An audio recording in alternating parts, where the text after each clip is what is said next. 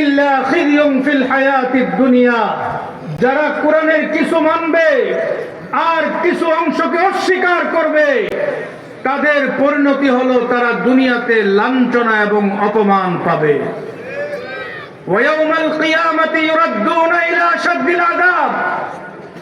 আর কিয়ামতের দিবসে যারা ইসলামের ইবাদতকে মানে, ইসলামের রাজনীতিকে যারা মানে না, যারা ইসলামের ইবাদতকে মানে, ইসলামের দণ্ডবিধিকে মানে না, ইসলামের অর্থ ব্যবস্থাকে মানে না, ইসলামের রাষ্ট্রনীতিকে মানে না, ইসলামের আইন এবং বিধানকে যারা বিশ্বাস করে না, যারা বলে এটা ১৫০০ বছর আগের পুরাণ, এই শরিয়া আইন আমরা মানি না, বিশ্বাস করি না, তারা জান্নাতে যাওয়ার স্বপ্ন দেখতে পারে, তারা কশ্চিনকালে জান্নাতে যেতে পারবে না।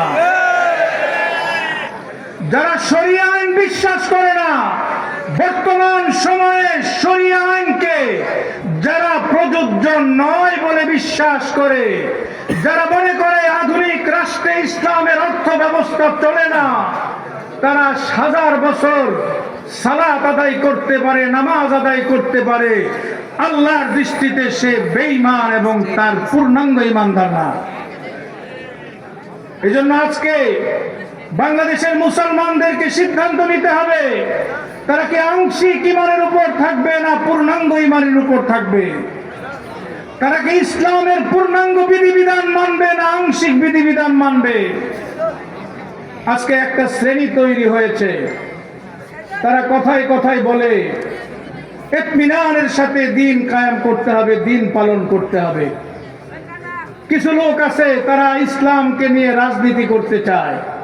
আমাদের টুপি দাঁড়িয়েও কিছু আলেম ওলামাদের মধ্যেও কিছু এমন থাকতে পারে ইসলামী রাজনীতিকে বাঁকা চোখে দেখে।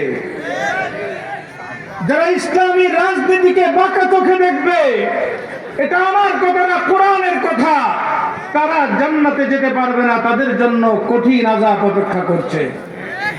এজন্য আজকে বাংলাদেশের মানুষ অপেক্ষায় আছে, গোটা জাতি অপেক্ষায় আছে। দীর্ঘ সংগ্রামের পরে আমরা একটা সুন্দর সময় পেয়েছি। এই সময়ের মধ্যে আমরা গণভবনে কোরআনের আইন কায়েম করতে চাই, সংসদে কোরআনের রাজ কায়েম করতে চাই, ইসলামের দণ্ডগুলো বাংলাদেশের আদালতে প্রতিষ্ঠা করতে চাই। আপনারা কি রাজি আছেন?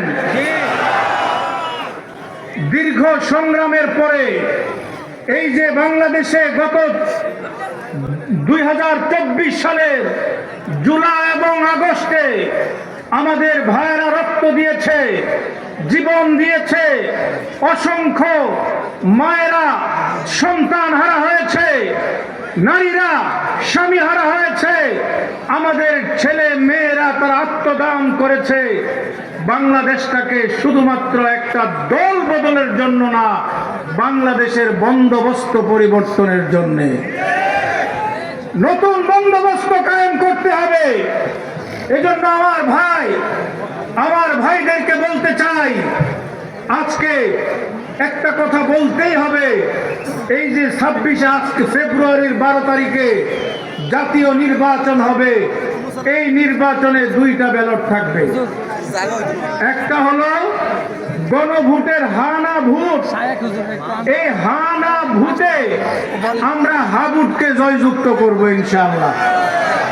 হাবুট যদি জয়যুক্ত হয়, জুলাই সনদ বাস্তবায়ন হবে, জুলাই সনদ বাস্তবায়ন হলে হেফাজতের স্বীকৃতি মিলবে, ৪৭-এর স্বীকৃতি মিলবে। আপনারা কি রাজি আছেন?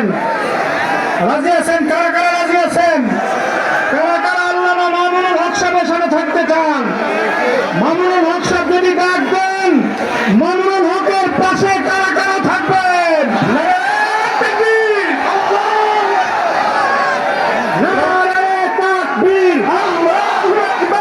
আল্লামা মামুনুল হক এগিয়ে চলো, তোমার সাথে আল্লাহ আছে, আপনার সাথে।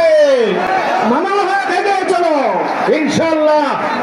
আল্লামা মামুনুল হক হাফিজাহুল্লাহ বাংলাদেশকে নতুন ভাবে গড়ে তুলতে চান, যে বাংলাদেশে কোনো বৈষম্য থাকবে না, যে বাংলাদেশে কোনো দুর্নীতিবাজ, চাঁদাবাজ, জুলুম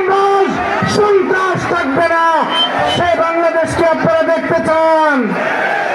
মামুনুল হক সাহেবের হাতকে শক্তিশালী করতে হবে। আল্লাহ আমাদেরকে তৌফিক দান করুন। এই বাংলাদেশ বৈষম্য মুক্ত হবে এই আশা রেখে, আকাঙ্ক্ষা রেখে কথা শেষ করছি। আসসালামু আলাইকুম ওয়া রাহমাতুল্লাহ।